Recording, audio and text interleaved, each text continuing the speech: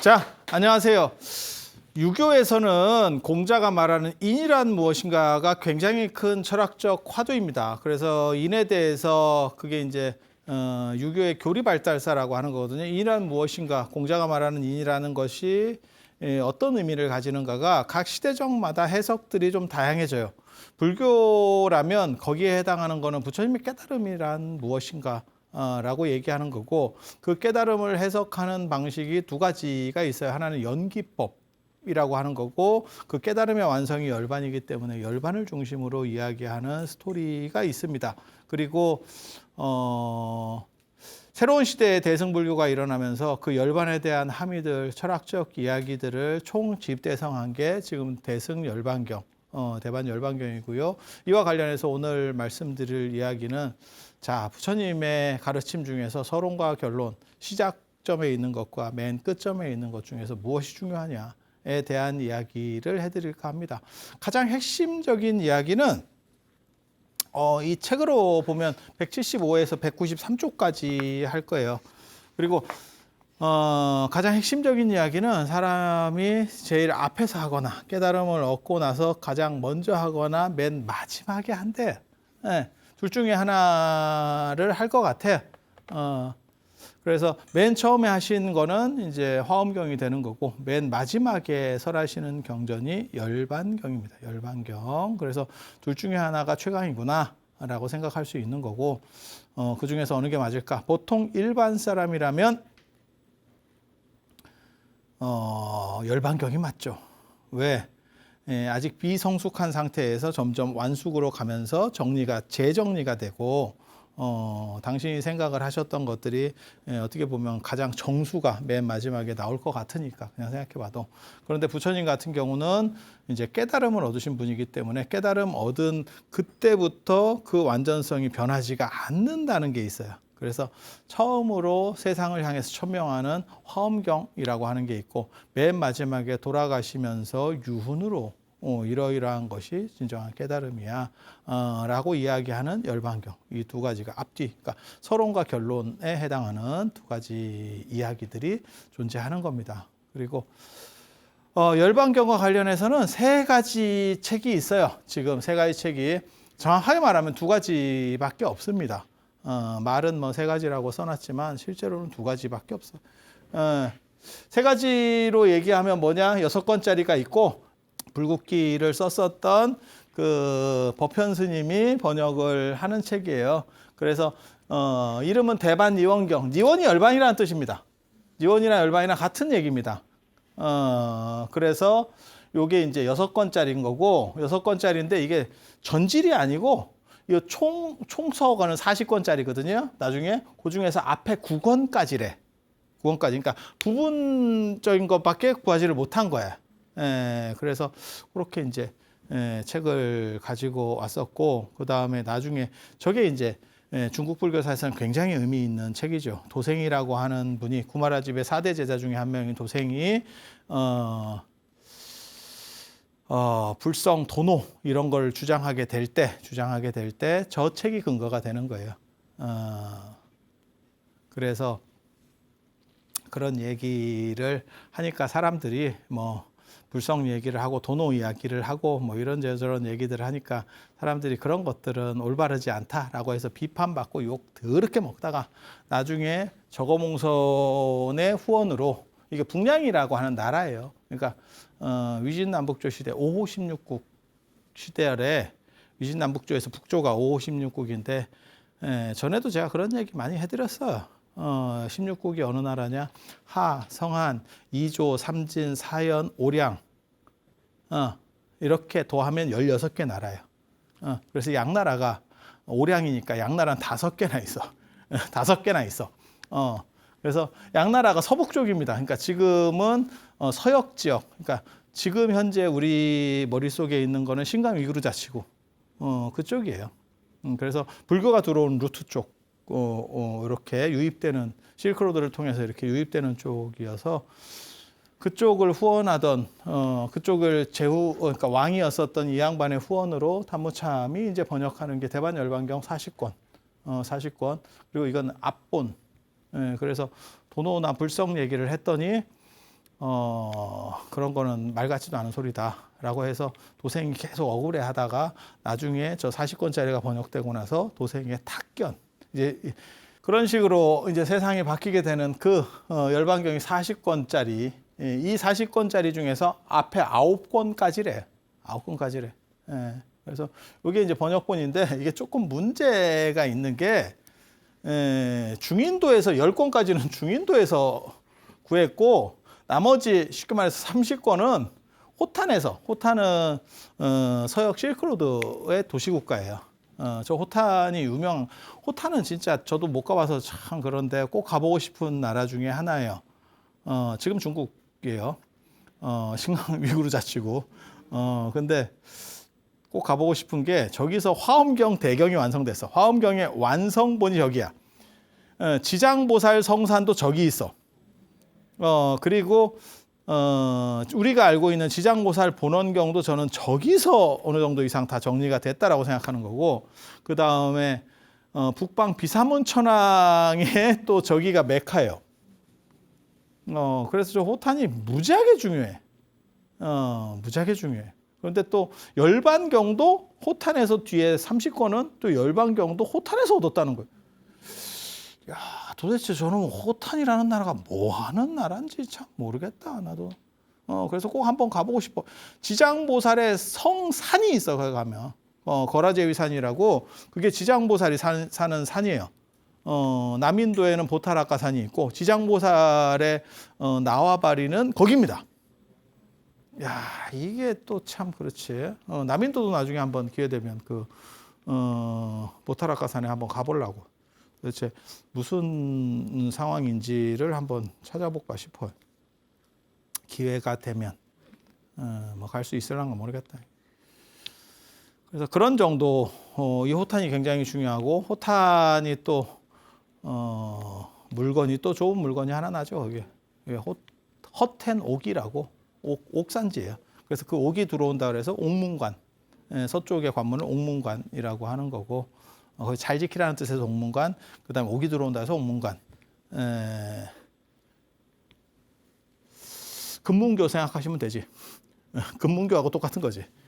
거기 금 나갔던 거하고 똑같은 그런 거라고 생각하시면 돼. 그래서 저도 꼭 한번 가보고 싶어요. 그리고 그 지장보살의 성산이 지금 있는지 없는지 하나 그 위성지도로 찾았는데도 잘 못 찾겠더라고요. 쉽지 않아. 그래서 그렇게 있는 거예요. 이 얘기는 뭐냐면, 이 얘기는 인도에서 완질이 유통이 채 안 됐을 수도 있다는 거 한 가지. 법화경도 굉장히 핍박을 받거든요. 이렇게 법화경 스토리를 이렇게 읽어보면, 경전을 읽어보면, 왜냐하면 주장이 세요. 저도 욕을 많이 먹는 이유 중에 하나가 내가 주장이 세거든. 주장이 세면 욕을 많이 먹어. 그러니까 반야경이나 화엄경이나 이런 좀 약간 이렇게 물타기 하는 스타일로 이렇게 아울러 가는 스타일이면, 법화경은 굉장히 이렇게 강력한 주장들을 하거든요. 그러니까 사람을 약간 두드려 패고 뭐 이렇게. 근데 열반경에도 나중에 똑같은 얘기가 나와요. 열반경 같은 책은 이거는 이단이 만든 책이다. 외도가 만든 책이다. 경전에 그렇게 나와. 그리고 대승경전도 욕을 많이 먹었던 것 같아. 대승경전 이런 것들은 다 제바달다가 만든 거다. 뭐 이런 식으로 그쪽 파에서 만든 거라는 둥 뭐. 그러니까 대승경전도 욕을 먹는데 소승 입장에서는 다른 이야기를 하니까 새로운 경쟁업체가 나타난 거예요. 그러니까 욕을 먹게 되는 거고, 대승 입장에서는 어떻게 하는 거냐면, 우리는 단합해보자. 그러면서 소승이라고 저쪽을 폄하하고, 부파불교를 폄하하고, 우리는 대승, 우리는 어떻게 보면 위대한 사람들이야. 이렇게 자기 고치심도 좀 올려보고 뭐 이렇게 스토리가 가는 거거든요. 그래서 그런데 열반경도 이게 부처님 얘기냐라고 하는 게 아예 경전에 나와요. 제가 여기 다 채록도 해놨어요. 이렇게 다 인용도 해가지고. 그래서 읽어보면 되게 재밌습니다. 그런데 아무튼 열반경도 말이 세요. 근데 법화경은 그나마 좀 나은 게 7권짜리니까 그게 이제 이렇게 움직이기가 쉽거든. 근데 열반경 정도만 해도 한 40권 되면 많지 않습니다. 그래서 그게 완전히 어떻게 보면 풀세트가 인도에 없었을 수도 있겠다라는 생각도 있어요. 인도에 풀세트가 없고 실크로드가 굉장히 자유로워요. 동서의 교통로기 때문에 별놈이 다 있어. 별 희한한 놈들이 많아. 왜냐하면 여러 지역에서 오는 사람들, 문화권이 다른 사람들이 오기 때문에 거기서 막 융합되면서 무언가가 만들. 요즘으로 말하면 거의 한 뉴욕 같은 데라고 보시면 될 거야. 그래서 야, 이게 뭐 하는 데인가 싶은데 문화가 쫙 올라갑니다. 그런 사람들의 이런 이상한 소리들 속에서 문화가 올라가. 그러니까 그거는 이 서역 지역만 그랬던 건 아니고 사실은 중동도 그렇죠. 중동도. 그래서 아라비아 상인들이라고 하는 게 있고 그 사람들이 유행시킨 두 가지가 있잖아. 하나는 아라비아 숫자. 전 세계인들이 모두가 쓰는. 야, 시장을 어떻게 그렇게까지 지배를 하지? 완전히 통일했죠. 숫자는 거의 다 통일이잖아. 언어나 뭐 문자나 이런 거는 다 이 사람 쓰고 저 사람 쓰고 뭐 이렇게 되지만 숫자는 거의 뭐 다 먹었습니다. 도량형보다 미터법보다 더 영향력이 큰 게 숫자죠. 예. 그리고 커피죠. 아라비카. 커피. 아니야, 진짜야. 커피를 유행시킨 게 아라비아예요. 아랍 사람들이 그거 먹으면서 기도했잖아. 잠 깨면서. 그러니까 커피하고 차하고는 같은 의미라고 보시면 돼요. 그래서 선불교에서의 차, 명상할 때 졸리니까 차를 마시고 걔네들도 기도하면서 졸리니까 커피를 마시고 이러면서 유럽으로 그 무어인들이 나중에 유럽으로 점령 들어가잖아. 그게 이제 스페인의 아람브라 궁전 뭐 이런 거 나오잖아. 그쪽 이베리아 반도 먹고 뭐 이러면서 그쪽으로 문화들이 쫙 들어가면서 가는 거죠. 그리고 기본적으로 알아두셔야 될 거는 요즘 이제 중동 사태랑 관련해서도 나오는 건데 이란은 중동이 아니에요. 이란은 페르시아야. 이라크부터 저 북아프리카까지가 중동이야. 그러니까 영역 구분을 잘 해야 돼. 중동하고 페르시아는 좀 달라. 그래서 아리안족 할 때 이란 아리안 이렇게 나오는 게 페르시아 계통이 아리안족인 거예요. 그래서 그렇게 나뉜다라고 생각을 하시면 되고 지금 그래서 경전이 완질이 과연 인도에 있었느냐라는 생각을 해볼 수 있고 이 두 가지가 붙었으면 10권짜리하고 뒤에 30권짜리가 붙었으면 무슨 일이 벌어지느냐? 아구가 좀 안 맞겠다라는 생각을 해볼 수 있죠. 왜냐하면 처음부터 한 세트로 온 게 아니고 두 세트인데 내가 맞췄어. 이렇게 조립했다니까. 그러면 조금 왜냐하면 이게 우리 같이 이렇게 책을 만들잖아. 인쇄, 동아시아의 인쇄술이라는 건 진짜 대단한 거야. 안 바뀌어요. 그러니까 이 책이 예를 들어서 이게 앞부분만 남았어. 그리고 또 딴 데 가서 뒷부분이 있는 걸 사서 내가 붙였어. 완질입니다. 이게 출판 연도만 같으면 완질이야. 맞지? 서사는요. 중구난방이다. 그리고 그 서사의 배경이 뭐냐면 그러니까 암송 문화가 이게 책으로 나온다 그래서 싹 끊어지는 게 아니에요. 여러분이 생각하실 게 뭐냐면 동아시아는 인쇄술이 진짜 예전부터 무지하게 일찍부터 인쇄가 시작이 됐거든. 그런데 조선 말까지 사설을 외우고 있었죠, 이 사람들이. 되게 재밌지 않아? 그러니까 암송 문화는 계속 내려오는 거예요. 책은 대조군이야. 그리고 외우는 거야. 생원 시험이 사설을 외워가지고 쓰는 거라니까. 그러니까 이게 경전이 쓰이기 시작했다 그래서 암송 문화가 사라지는 게 아니에요.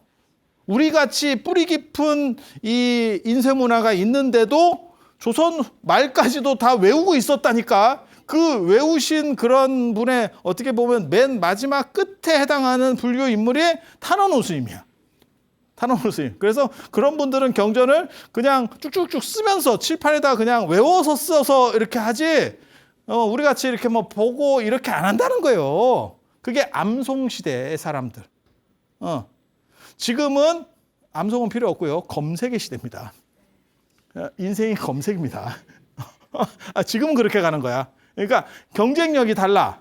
그러니까 책이 있는데 왜 그렇습니까? 타너 스님 그 기록에 보면 그게 나와요. 책 하나를 펴놓고 타너 스님께서 이렇게 삼본사 수련소나 이런 가르칠 때 보면 책 하나를 펴놓고 주변에 모든 사람들이 동그랗게 돌아앉아서 책을 한 권으로 보는 거예요. 그렇게 해서 수업을 해. 이건 뭐고 어떻게 해석을 해주는 거야. 그만큼 책은 귀한 거예요. 활자가 됐어도. 그래서 활자로 되면 그나마 대조군이 분명하고 그 다음에 당나라 때 벌써 그런 게 다 정리가 돼요. 공영달의 오경정이 뭐 이런 거 보면 다 정리를 해놓고 중국은 비석을 만들어준다니까 그게 비림 이런 게 굉장히 중요한 거예요. 그래서 네가 의심나면 탁 보내가. 그게 국정교과서입니다. 그래서 뭐가 이 책이 맞는지 저 책이 조금 이렇게 서로 간에 글자들이 몇 개 틀린 게 있는데 어느 게 맞는지 잘 모르겠네요. 네가 와서 찍어가. 정부에서 그걸 인정을 해놓고 이따시만한 비석 저런 식의 큰 비석들이 있어요. 서안의 비림이라든지 이런 데 가보면 그 한 판을 딱 찍으면 책 한 권이에요. 책 한 권을 이렇게 다 비석에 새겨버린 거예요. 그래갖고 네가 탁 보내서 가지고 가는 거예요. 그래서 오자 범위가 생각보다 적습니다. 그런데 외워서 쟤네는 필사하는 거거든요. 특히 대승불교가 중점에 뒀던 거는 후발주자잖아. 그러니까 소승불교가 앞에 있고 대승불교가 따라가야 되고 새로 시작된 거야. 그러면 무리수를 둬야 되고 세력을 늘려야 돼. 그러면 파격적인 주장을 할 수밖에 없고 무리수라고 하는 건 파격적인 주장이에요. 기존에 있던 것과는 다른 주장들이 나오게 되는 거고 그다음에 세력을 늘리는 데 있어서 뭐가 있냐면 경전을 많이 써서 유통시켜야지. 그게 서사, 수지, 독송이라고 하는 거예요. 지금까지 계속 나오는 거예요. 근데 그 서사가 문제는 이런 식으로 책을 해서 그 전통이 현대까지 나오는 게 법보시 전통이 있어. 불교에는. 개신교 사람이 제가 이렇게 법보시 이런 거 받는 거 보고 깜짝 놀라더라고. 자기네는 그런 게 없대. 근데 우리는 저 같은 경우도 책 만들면 일단 어느 정도는 돌려야 그 다음 책을 또 만들 수 있기 때문에 그래서 뭐 밴드 같은 데다가 법보시 해주실 분 이러면 그냥 보살님들이 해줘요. 그럼 당신이 읽느냐? 노안이죠. 노안이죠. 당신은 안 읽어도 그게 공덕이 된다라고 생각을 하는 거야. 그게 대승불교 시작 때부터 나오는 거예요. 그러니까 이거를 최대한 많이 만들어서 계속 퍼뜨리는 거야. 그래야 소승이 점유하고 있는 시장에서 그걸 역전시킬 수 있는 계기가 되는 거잖아. 맞지 않아요? 생각해봐요. 그래서 계속 서사하라는 건데, 쓰라고 하는 건데, 그게 지금 또 이제 사경으로 남아있는 거예요. 법보시와 사경으로 남아있는 거예요. 그런데 쓰는 게 베꼈으면 그나마 다행인데, 암송해서 쓴다니까, 이게 이 사람들이. 베꼈어도 오자가 나요. 베꼈어도 오자 난다고. 암송해서 쓰잖아? 더 오자 납니다. 더 오자 납니다. 그리고 그게 몇 번을 그런 식으로 옮겨가면 딴소리들이 나오기 시작해요. 그게 대승불교의 경전이 많아지는, 불교의 경전이 많아지는 이유예요. 그리고 불교는 천주교의 교황청처럼 전체를 통괄하는 조직이 없어요. 그건 부처님의 뜻이 아니에요. 모든 사람은 행복을 추구할 권리가 있고 스스로 결정할 권리가 있는 거예요. 누가 이래라 저래라 하는 게 아니야. 이거 굉장히 현대적 사고예요. 부처님이 현대적 사고를 하신다고. 그게 자등명, 법등명이라고 남아있는 거거든. 진리에 의존해선 가지만 네 자신이 더 중요해. 그래서 자등명, 법등명인 거예요. 자가 먼저 나오고 내가 먼저 나오고 법이 나오는 거야. 진리가 나오는 거야. 진리에 종속되는 게 목적이 아니고 내가 행복한 게 목적이기 때문에. 그래서 그런 논리 구조 속에서 어떤 일이 벌어지냐면 이단이 없어요. 그러니까 이단이라고 뭔가를 이렇게 규정을 해가지고 요 밖에는 안 돼. 야, 선 넘지 마. 이런 게 없어. 이런 게 없어. 그러다 보니까 계속 살이 붙기 시작하죠. 시대는 변했지. 그러니까 그냥 여러 사람들이 계속 만들기 시작해. 그러다가 이걸 묶으면 어떤 큰 경전군이 되는 거고. 이제 뭐 그렇게 가는 거예요. 그러다가 너무 묶여갖고 힘들면 줄이는 거고, 줄이면 반야신경이 되는 거고, 늘어나면 600대 반야경이 되는 거고, 또 줄이고, 이걸 하는 거예요. 그래서 그렇게 이제 경전들이 다양하고 많아질 수 있는 이유는 이단이 없다는 거하고 얘네가 이렇게 인쇄가 아니고 서사. 그것도 기본이 암송 위주의 서사. 우리가 그런 거 외울 때 생각해 보세요. 그러니까 뭐 반야신경을 외우든 천수경을 외우든 뜻을 알면서 새기면서 외우는 게 아니고 입 다물고 반복하는 게 최강입니다. 그게 제일 빨리 외우는 겁니다. 그리고 거기에 멜로디가 있는 게 좋아. 그래서 우리 조상들도 사서 같은 거 외울 때 이렇게 흔들면서 이러면서 외운다고. 이렇게 하면서 리듬감을 주면서 외워. 이렇게 흔들든지 이렇게 흔들든지. 아니 진짜야 진짜. 그게 내용 안다고. 그리고 참고로 말씀드리면 반야신경 같은 경우를 우리 같은 사람이 그 하루에도 한두 번씩은 이렇게 하잖아요. 할 때 내용을 생각한다고 생각하지 마. 그냥 간다. 그냥 간다. 노래 부를 때도 여러분 마찬가지예요. 그 가사의 뜻을 막 생각하면서 노래 부르는 거 아니야. 그냥 간다. 그래서 외우는 게 이해하는 게 아니에요. 그리고 그렇게 다 외워봐야 100메가 정도나 될란가. 팔만대장경 저거 단어도 600메가, 700메가도 안 됩니다. 저거. 지금 마이크로 SD 손톱만한 거에 1테라가 들어가. 1테라가 들어가. 그래서 외우는 게 문제가 아니에요. 외우는 게 좋은 게 아니야. 차라리 책이 좋은 거예요. 책이 좋은 거. 책은 확실성을 가졌기 때문에. 그러면 책만 있으면 다 하느냐? 아니에요. 우리도 마찬가지예요. 우리도 줄줄줄 외우잖아. 그러니까 외우는 게 전혀 없는 게 아니야. 책이 있다 그래서 전혀 안 외우는 게 아니에요. 중요한 건 다 외우는 거예요. 그리고 불확실한 건 찾아보는 거죠. 그러면서 문명이 올라가는 거예요. 다 외우는 걸 위주로 하잖아. 개판됩니다. 개판됩니다. 그래서 요게 외운 거를 가지고 이런 식으로 책을 만드니까 이게 아구가 안 맞아요. 인쇄된 걸로 4분의 1하고 4분의 3하고 이렇게 붙였으면 거의 아구가 이게 예를 들어서 이게 지금 책이 언제 나온 거냐면 24년에 나왔어요. 근데 제가 이거를 또 나중에 증보판을 만들었어. 한 2년 뒤에. 그러면 판권에 그렇게 써놓잖아요. 그러면 책이 이렇게 두 개가 붙어도 조금의 차이는 있겠지. 그 정도 차이에서 암해질 거예요. 그런데 서사에서 써버리면 이게 진짜 편차가 커요. 이게 같은 책이냐? 이 문제가 벌어지는 거죠. 그래서 그 문제가 번역되자마자부터 있었는가 봐. 그래서 강남에서 책을 다시 편집을 해요. 그러니까 이 두 개의 책을 대조하면서 앞쪽에 좀 문제가 더 있다고 생각했는가 봐. 그래서 여기에 9권까지가 있잖아. 10권까지를 여기서 가지고 왔다는 거잖아. 인도에서. 그러니까 요거를 대조해 가지고 이거는 이제 대조군이 없으니까 뒤에 30권에 해당하는 거 대조군이 없으니까 그래서 그거를 맞춰서 겹치거나 이제 문제 있다고 생각하는 거는 덜어내고 중국 사람들이 편집을 한 거예요. 그게 36권 대반열반경입니다. 그러니까 40권짜리를 조금 줄이고 편제를 바꾸고 이래 가지고 새롭게 어떻게 보면 정본이라고 자기네들이 만든 거죠. 근데 원판이 없는데 과연 저게 정본이 되는지는 저도 잘 모르겠어.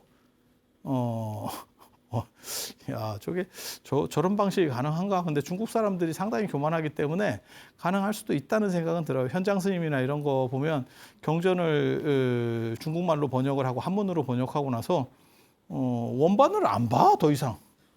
원본을 안 봐. 이게 무슨 번역본 중심으로 가. 번역본 중심으로. 그러니까 번역을 하는 거는 우리가 잘 못 알아들으니까 번역을 하고 원본과 대조해 가면서 이렇게 공부하는 거거든. 우리가 일반적으로 상식적으로 생각할 때 공부는. 근데 얘네는 번역하면 원본을 안 봐. 그러니까 저기도 저런 생각을 할 수 있는 거예요. 두 개의 책이 있네? 그러면 약간 이게 중첩되네? 그러니까 그걸 맞춰가지고 그냥 하나로 놀랍죠. 놀랍죠. 그래서 이렇게 만들어진 게 지금 유통되는 거는 대부분 이 36권짜리 열반경입니다. 이것도 있긴 있어. 이것도 있긴 있어. 이렇게. 그리고 부처님이 이제 일대 설법하신 거 49년 설법설이라 그래요. 49년 설법설. 요게 이제 두 가지를 기본적으로 좀 알아두셔야 되는데 요즘 불교에서는 저 남방설을 써서 굳이 남방설을 쓸 일인가 싶은데 45년 설법설이라 그러고 원래 우리 동아시아는 전통적으로 49년 설법설을 얘기를 했어요. 그래서 부처님께서 남방 기록에 따르면 남방 주장에 따르면 35세의 깨달음을 얻게 되는 거고 35세의 깨달음을 얻어요.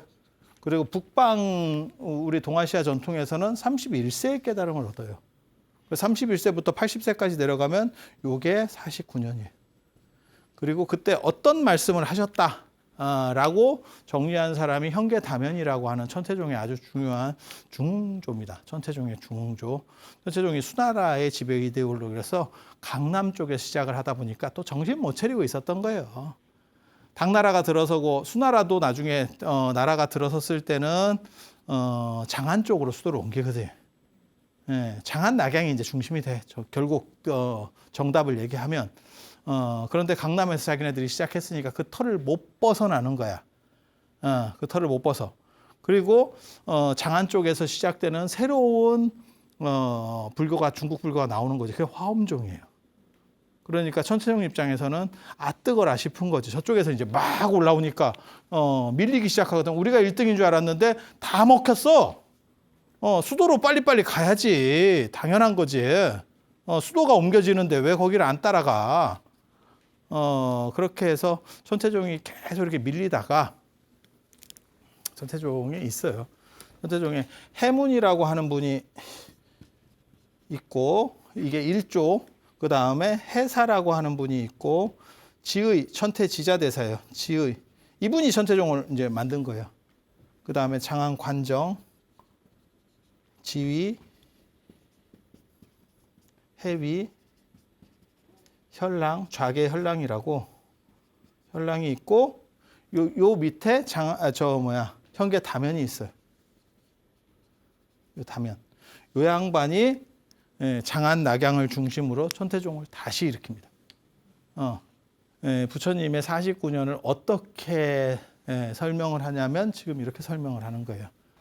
아함경을 12년 동안 설하셨고 사아함, 그 다음에 방등경, 대승경전을 8년 동안 설하셨고 반야경을 22년 설하셨고 법화경과 열반경을 합쳐서 8년 동안 설하셨고 그 다음에 화엄경을 3, 7일을 설하셨다. 바꿔 말하면 순서대로 말하면 이렇게 되는 겁니다. 화엄경은 21일 동안 설하셨고 언제냐? 31살 12월 8일부터 28일까지 3, 7일 21일 동안 21일 동안 설하셨으니까 이렇게 요게 이제 어떻게 보면 서론에 해당하는 거죠. 첫 설법 부처님의 대승불교에서 말하는 거예요. 첫 설법이고 저거는 일반 쩌리들로서는 이해할 수가 없대. 그래서 저 얘기를 한번 크게 딱 던져놓고 사람들이 얼빙하고 잘 못 이해하는 거예요. 그러니까 그러면 내가 초등학교부터 시작하겠다. 초등, 그 다음에 중등, 고등, 그 다음에 대학원 이렇게 가는 거예요. 네. 이해가 되시죠? 아니 저게 진짜를 얘기하는 건 아니에요. 저들은 그렇게 이야기하고 저들은 이렇게 이해했다. 당나라 시대의 사람들은. 당나라 시대의 사람들은. 그래서 그 내용을 조금만 더 보입시다. 21일 동안 화엄경을 설하시고 첫설법, 부처님이 되고 난 첫설법이에요. 그리고 나서 안 되니까 아함경을 12년 동안 설하셨대. 아함경이 자바함, 중화함, 장화함, 그 다음에 증일화함이거든. 그게 쌍마디항에 해당해. 쌍유따니까야. 그 다음에 맞지마니까야. 디가니까야. 안구따라니까야. 이렇게 요거를 12년 동안 설하셨대. 그리고 나서 조금 수준이 올라가니까 대승경전을 8년 동안 설하시는 거예요. 대승경전 중에서 여러 가지가 많은데 대보적경이 제일 커요. 여러 가지 대승경전들을 이제 8년 동안 아함보다 훨씬 많은데 어떻게 8년 동안 설하지?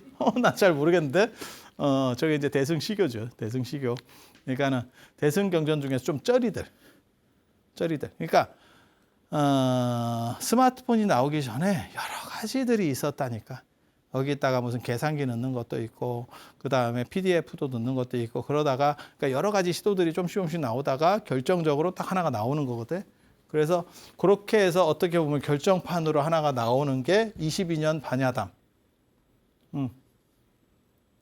51세부터 72세까지 대반야경을 설하셨다. 그러니까 연도로다가 이분이 주장한 방식을 연도로 한 사람이 이렇게 되는 거예요. 그렇게 해서 대반야경 600권을 설하셨고, 이제 양이 많으니까 뭐 그 정도 양이면 저 정도 안 되겠나, 뭐 이렇게 당신이 판단한 것 같아. 저도 저게 판단근거가 도대체 뭔지는 저도 모르겠어. 뭔지 모르겠어.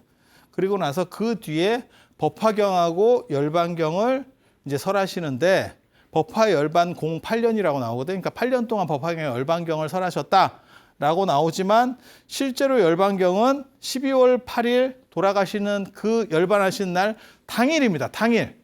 하루만 설하시는 거야. 그 얘기는 뭐냐면 합쳐서 8년인데 한쪽이 하루면 다 법화경이죠. 하루 빼고 다 법화경이야.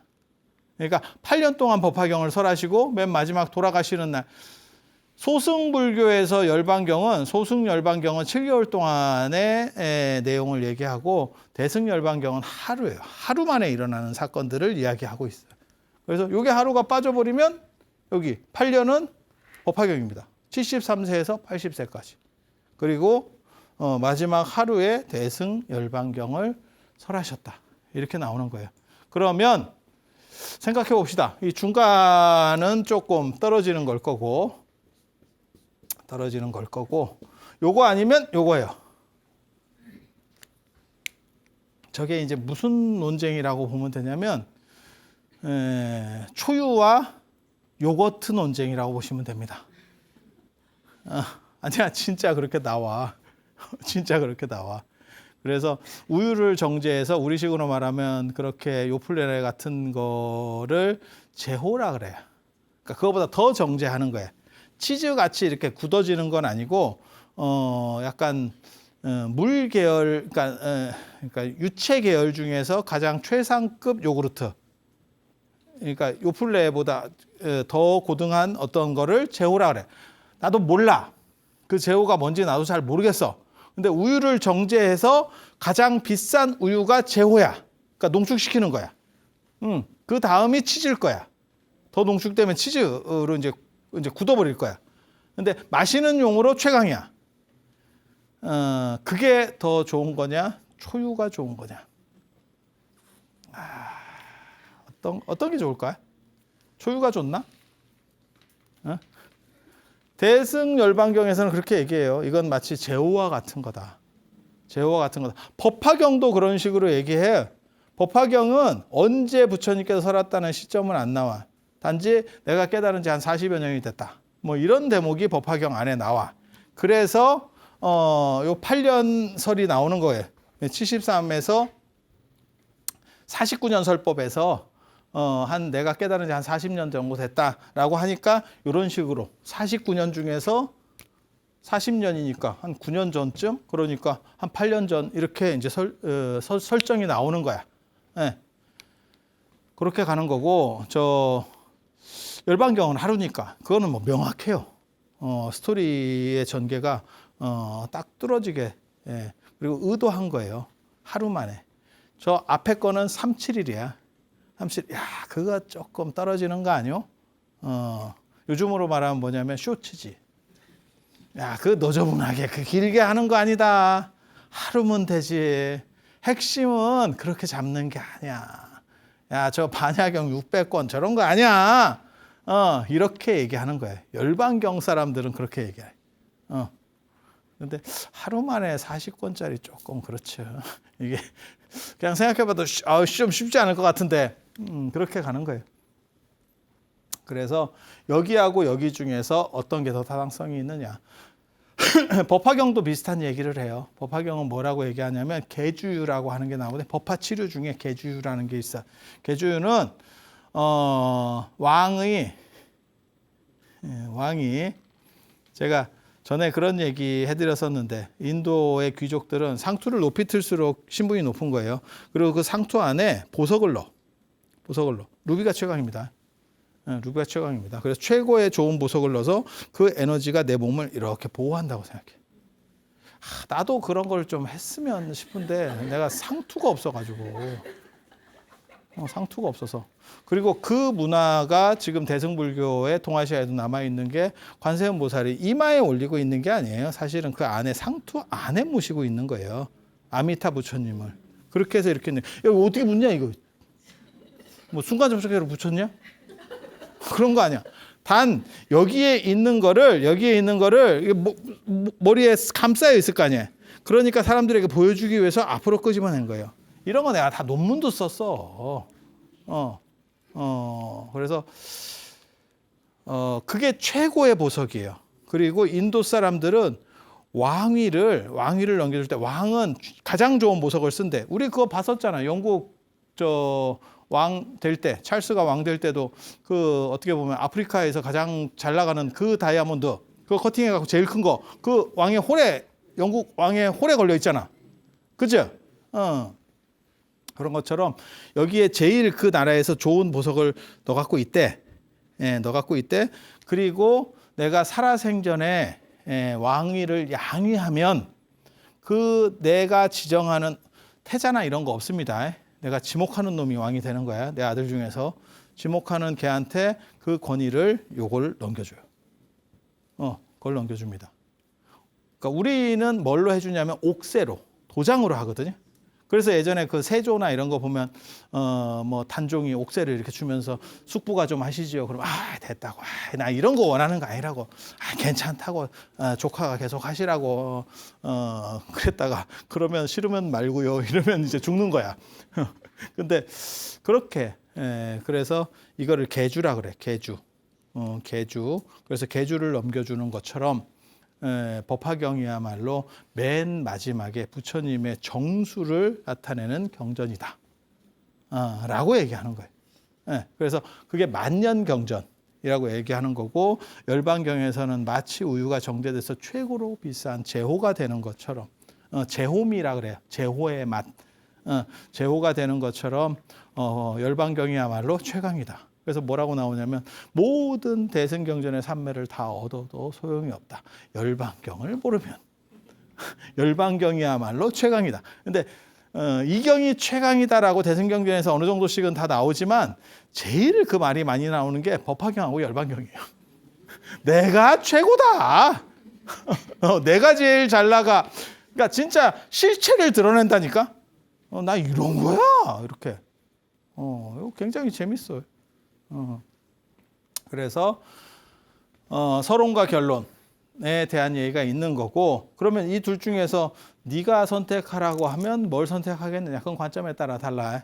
그런데 여기는 하루고 진짜 엑기스 쇼츠로 해놓은 거고, 여기는 21일. 그러니까 이것도 다 설정에 맞춰져 있는 거예요. 그리고 또 한 가지는 뭐냐면 동아시아 전통에서는 지금은 상황이 좀 달라졌어요. 근데 옛날에는 서문이 맨 뒤에 붙어. 서문이 발문이야.